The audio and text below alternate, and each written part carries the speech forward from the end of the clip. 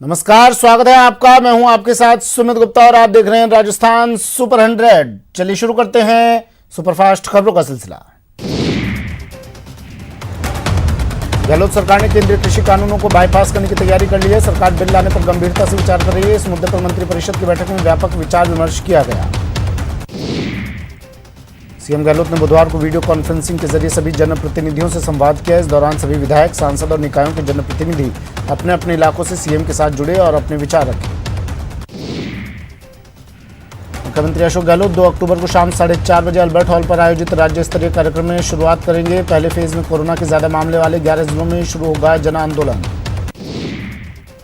दूसरे फेज में अन्य जिलों में 3 अक्टूबर से सभी मंत्री अपने प्रभार वाले जिलों का दौरा कर लोगों को कोरोना मास्क वितरण कर उन्हें सोशल डिस्टेंसिंग रखने के लिए समझाएंगे। सीएम गहलोत ने वीडियो कॉन्फ्रेंसिंग के जरिए श्रीगंगानगर विधायक राजकुमार गौड़ सहित जिले के अन्य जनप्रतिनिधियों से संवाद किया और जिले में वैश्विक महामारी कोरोना पर काबू पाने और जिले के वर्तमान हालातों पर चर्चा की। कोरोना की रोकथाम और जागरूकता को लेकर 2 अक्टूबर से सरकार का जन आंदोलन अभियान शुरू होगा। अभियान की तैयारियों को लेकर सीएम की अध्यक्षता में मंत्रिपरिषद की बैठक हुई। राज्यपाल कलराज मिश्र ने कोरोना के खिलाफ 2 अक्टूबर से शुरू हो रहे जन आंदोलन को सफल बनाने की अपील की। उन्होंने प्रदेश में कोरोना के बढ़ते केस पर चिंता जाहिर की और लोगों से मास्क लगाने के साथ साथ सोशल डिस्टेंसिंग बनाए रखने की अपील की। अभियान के दौरान प्रदेश में 1 करोड़ मास्क का वितरण किया जाएगा। इसके लिए 3 और 4 अक्टूबर को सभी मंत्री और विधायक अपने जिलों और विधानसभा के दौरे पर रहेंगे। साथ ही घर घर जाकर लोगों को कोरोना संक्रमण से बचाव के लिए जागरूक किया जाएगा। केंद्रीय मंत्री पीयूष गोयल आज जयपुर दौरे पर रहेंगे, जहां वो होटल मैरियट में दोपहर 3 बजे पीसी करेंगे। निगम चुनाव पर हाईकोर्ट के फैसले को गहलोत सरकार सुप्रीम कोर्ट में चुनौती देगी। पीसीसी चीफ गोविंद सिंह डोटासरा ने कहा कि विपक्ष का भी मानना है कि कोरोना के चलते निगम के चुनाव नहीं होने चाहिए। बता दें कि हाईकोर्ट ने 31 अक्टूबर तक निगम चुनाव कराने के निर्देश दिए हैं। भाजपा प्रदेशाध्यक्ष सतीश पूनिया ने बुधवार को कृषि बिल को लेकर सोशल मीडिया के जरिए लोगों को संबोधित किया है। इस दौरान पूनिया ने कहा, मुझे लगता है कि कांग्रेस सत्ता से बाहर रहने की आदी है। पूनिया ने कहा कि कोरोना के कहर के बीच हम सभी नियमों का पालन करते हुए प्रदर्शन करेंगे, जिसमें हम कांग्रेस पार्टी की पोल भी खोलेंगे। यूपी के हाथरस में हुई हैवानियत पर सचिन पायलट ने ट्वीट कर यूपी सरकार पर निशाना साधा। पायलट ने कहा, परिजनों को कैद करके इस तरह अंतिम संस्कार करना सही नहीं है। राज्यसभा सांसद हर्षवर्धन सिंह ने डूंगरपुर में हुई हिंसा प्रभावित क्षेत्रों का दौरा किया और उपद्रव के कारण हुए भारी नुकसान की निंदा की। इस दौरान उन्होंने राज्य सरकार पर जमकर निशाना साधा। प्रदेश के निजी स्कूलों में फीस के मामले में आज हाईकोर्ट में सुनवाई होगी। एकल पीठ ने अभिभावकों को ट्यूशन फीस का 70% भुगतान करने का आदेश दिया था, जिसकी पहली किश्त का भुगतान 30 सितंबर तक जमा करना था। इस केस में अब राज्य सरकार आज होने वाली सुनवाई में अपना पक्ष रखेगी। अपीलकर्ता के मुताबिक फीस के मसले पर स्कूल संचालकों ने राजस्थान स्कूल एक्ट 2016 का भी उल्लंघन किया है। आज से शुरू होने वाले अनलॉक 5 के लिए गाइडलाइंस जारी कर दी गई हैं। गृह मंत्रालय के गाइडलाइंस के मुताबिक अब पूरे देश में 15 अक्टूबर से सिनेमा हॉल और थिएटर खोले जा सकते हैं। हॉल 50% सीट पर ही दर्शक होंगे। अनलॉक 5 के तहत स्कूल कॉलेज खोलने की जिम्मेदारी राज्य सरकारों पर छोड़ी गई है। अनलॉक 4 में कुछ शर्तों के साथ स्कूल में कामकाज शुरू किया गया था। सिनेमा हॉल को खोलने की इजाजत मिलने पर फिल्म जगत ने खुशी जताई है। फिल्म अभिनेता अभिषेक बच्चन ने ट्वीट कर कहा कि ये सप्ताह की सबसे अच्छी खबर है। अंतर्राष्ट्रीय विमान सेवाएं अगले आदेश तक बंदी रहेंगी। सिर्फ उन्हीं अंतर्राष्ट्रीय विमान सेवाओं को इजाजत होगी जिन्हें गृह मंत्रालय की इजाजत होगी। आज से ट्रैफिक नियमों में बदलाव होने जा रहा है। अब पुलिस के रोकने पर डिजिटल डॉक्यूमेंट्स दिखाकर आगे बढ़ सकते हैं। अब वाहन के साथ में ड्राइविंग लाइसेंस समेत सभी तरह के डॉक्यूमेंट्स साथ रखने की अनिवार्यता नहीं होगी। यूपी बलरामपुर में एक दलित लड़की के साथ गैंगरेप और हत्या की सनसनीखेज खबर सामने आई है। यहाँ पर 2 लड़कों ने दोस्ती के बहाने एक दलित युवती को बुलाया और इसके साथ गैंगरेप की घटना को अंजाम दिया। हाथरस कांड में सीएम योगी ने मुआवजे का ऐलान किया है। पीड़ित परिवार को 25 लाख का मुआवजा, एक सदस्य को सरकारी नौकरी और एक शहर में एक घर देने की घोषणा की गई है। हाथरस गैंगरेप पीड़िता के परिजनों से यूपी सीएम योगी आदित्यनाथ ने वीडियो कॉन्फ्रेंसिंग के जरिए बात की। मंगलवार को दिल्ली के सफदरजंग अस्पताल में पीड़िता की मौत के बाद बगैर परिवार की इजाजत के अंतिम संस्कार के आरोप लग रहे हैं। हाथरस गैंगरेप मामले की जांच सीबीआई या एसआईटी से कराने के लिए सुप्रीम कोर्ट में जनहित याचिका दाखिल की गई है, जिसमें केस दिल्ली ट्रांसफर करने की मांग भी है। मानवाधिकार आयोग ने हाथरस गैंगरेप मामले में यूपी के डीजीपी और चीफ सेक्रेटरी को नोटिस भेजा है। हाथरस में गैंगरेप पीड़िता की मौत के बाद कांग्रेस अध्यक्ष सोनिया गांधी ने भी वीडियो जारी कर यूपी सरकार को आड़े हाथों लिया है। उन्होंने कहा कि बच्ची की लाश को परिवार को नहीं सौंपना पाप है। हाथरस केस में पुलिस प्रशासन की भूमिका को लेकर कांग्रेस नेता प्रियंका गांधी ने योगी सरकार पर हमला बोला। प्रियंका ने कहा कि परिजनों ने से जबरदस्ती छीनकर पीड़िता के शव को जलवा देने का आदेश किसने दिया? यूपी में ऐसा कब तक चलेगा? बाबरी मस्जिद केस में लखनऊ की विशेष अदालत ने सभी 32 आरोपियों को बरी कर दिया है। कोर्ट ने माना कि बाबरी मस्जिद गिराने में इन लोगों की कोई भूमिका होने का कोई सबूत नहीं मिला। कोर्ट ने यह भी माना कि इन लोगों ने भीड़ को रोकने की भरपूर कोशिश की। कोर्ट के फैसले पर बीजेपी नेता लालकृष्ण आडवाणी ने खुशी जताई। उन्होंने कहा कि कोर्ट के निर्णय ने मेरी और पार्टी की राम जन्मभूमि आंदोलन को लेकर प्रतिबद्धता को सही साबित किया है। फैसला आने के बाद आडवाणी ने जय श्री राम का नारा भी लगाया। वहीं मुरली मनोहर जोशी ने कहा कि कोर्ट ने ऐतिहासिक फैसला सुनाया है। इससे साबित हो गया कि 6 दिसंबर 1992 को अयोध्या में कोई साजिश नहीं हुई। केंद्रीय मंत्री गजेंद्र सिंह शेखावत ने अदालत के फैसले का स्वागत किया। वहीं विपक्षियों के आरोपों का जवाब देते हुए उन्होंने कहा कि कुछ लोग सिर्फ सभी फैसलों पर सवाल खड़े करते हैं। बाबरी विध्वंस मामले में विशेष सीबीआई कोर्ट का फैसला आने के बाद एआईएमआईएम के मुखिया और हैदराबाद से सांसद असदुद्दीन ओवैसी ने कड़ी नाराजगी व्यक्त की है। उन्होंने ट्विटर पर एक शायरी लिखकर फैसले पर नाखुशी जताई। बाबरी केस में कोर्ट के फैसले पर सीएम गहलोत ने हैरानी जताई है। फैसले पर सीएम ने ट्वीट किया कि सुप्रीम कोर्ट बाबरी मस्जिद गिराने को पहले ही कानून का उल्लंघन मान चुकी थी। ऐसे में विशेष अदालत का यह फैसला हैरान करने वाला है। प्रधानमंत्री नरेंद्र मोदी ने वीडियो कॉन्फ्रेंसिंग के जरिए सोमनाथ मंदिर ट्रस्ट की बैठक में भाग लिया। पीएम मोदी ने ट्वीट करके बताया कि हमने मंदिर से संबंधित मुद्दों की एक विस्तृत श्रृंखला पर चर्चा की। ड्रग्स केस की जांच की आंच बड़े अभिनेताओं तक पहुंच गई है। एनसीबी की जांच में शाहरुख खान, रणबीर कपूर, डीनो मौर्य और अर्जुन रामपाल का नाम आया है। एनसीबी अगला कदम उठाने से पहले होमवर्क कर लेना चाहती है। उसके बाद एजेंसी इन अभिनेताओं को समन भेज सकती है। शाहरुख खान आईपीएल मैच की वजह से इस समय दुबई में है। रक्षा अनुसंधान एवं विकास संगठन ने ब्रह्मोस सुपरसोनिक क्रूज मिसाइल का सफल परीक्षण किया। ओडिशा के चांदीपुर में ये ब्रह्मोस मिसाइल के अपग्रेडेड वर्जन का परीक्षण था। अब इस मिसाइल की मारक क्षमता 400 किलोमीटर हो गई है।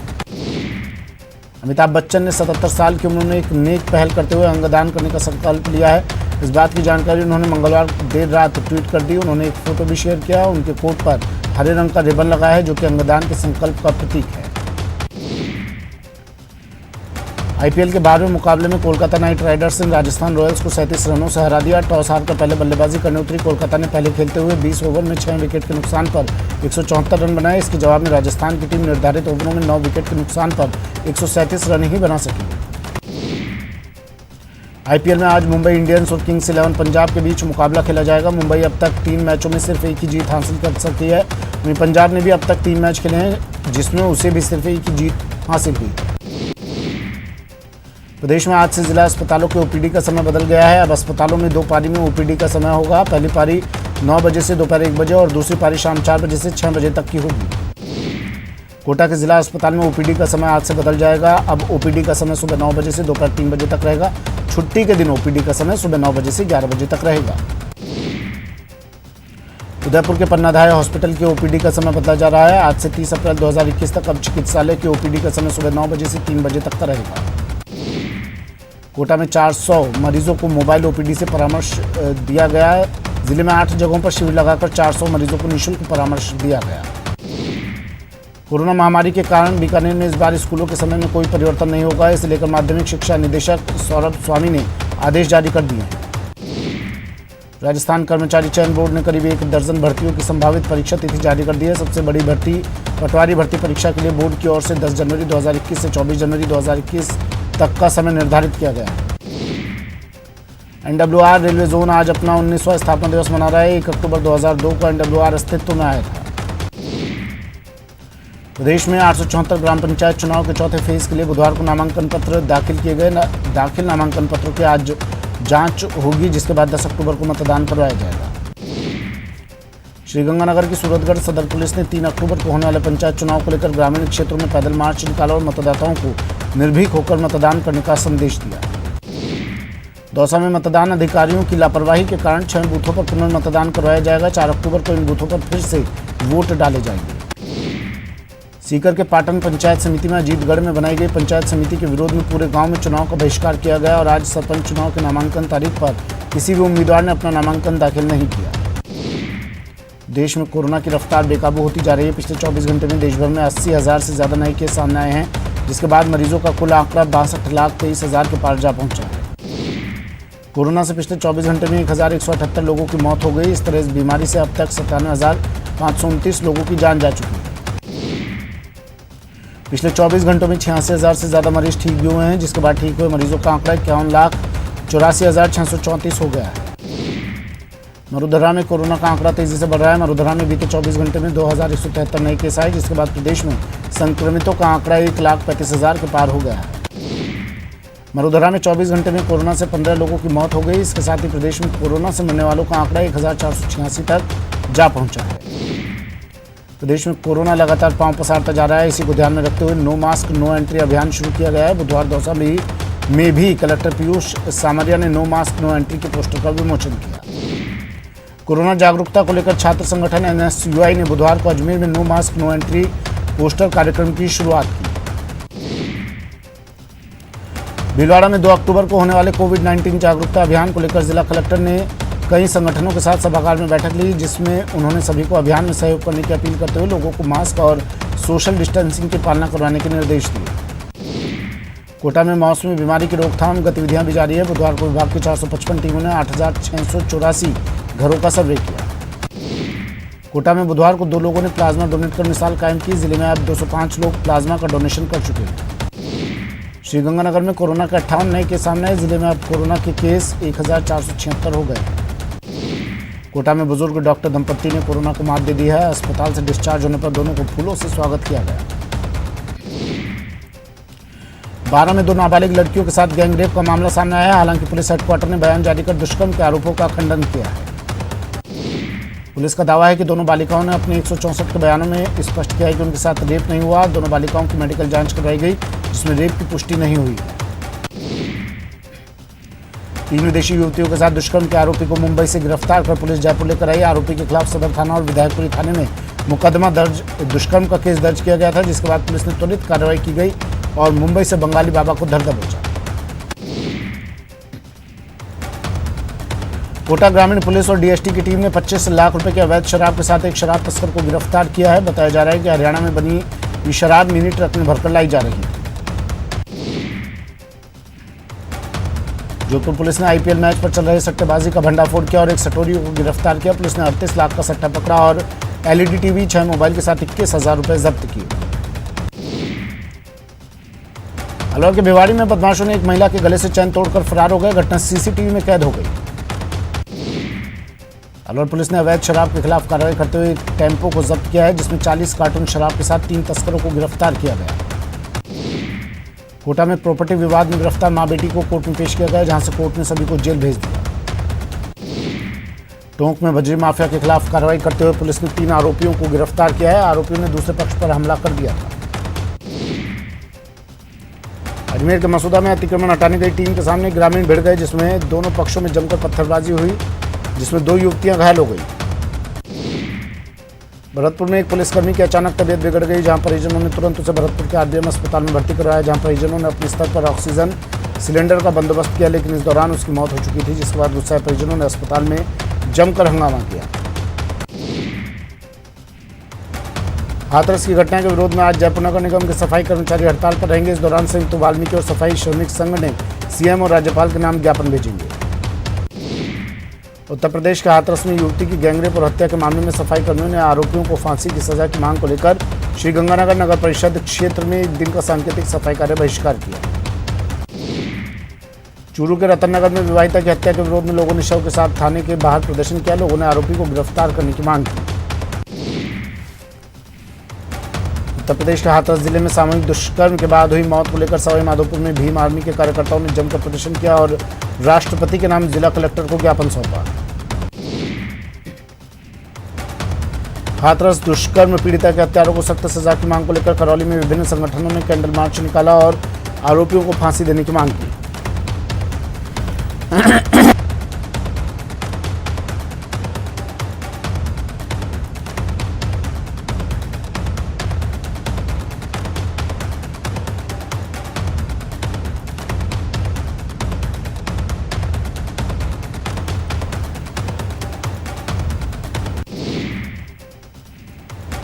सीकर में भी हाथरस सामूहिक दुष्कर्म पीड़िता को न्याय दिलाने की मांग को लेकर सर्व समाज ने कैंडल मार्च निकाला।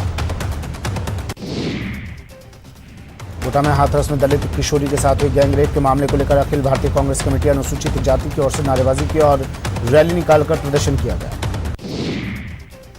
यूपी के हाथरस में गैंगरेप और हत्या के विरोध में झालावाड़ में भी लोगों ने प्रदर्शन किया। लोगों ने गुनहगारों को फांसी देने की मांग की।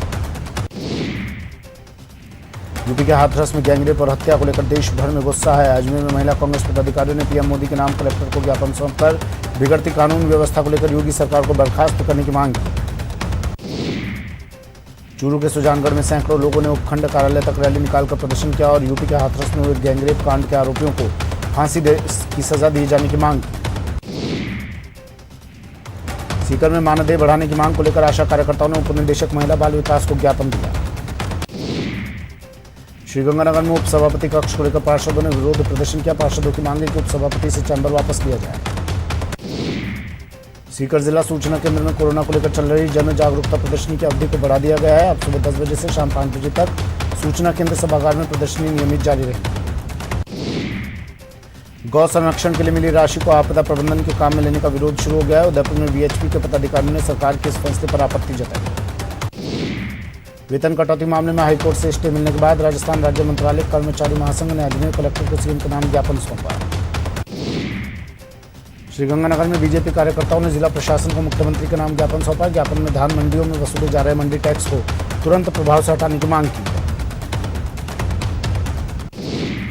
प्रतापगढ़ की कृषि उपज मंडी समिति में लहसुन और प्याज की बंपर आवक हो रही है। लंबे समय बाद मंडी में लहसुन और प्याज की नीलामी शुरू होने के कारण भारी आवक से मंडी प्रशासन पर भी दबाव बढ़ गया है। सीकर पुलिस ने कंटेनर चोरी के मामले में एक आरोपी को गिरफ्तार किया। आरोपी के पास से कंटेनर बरामद हुआ है।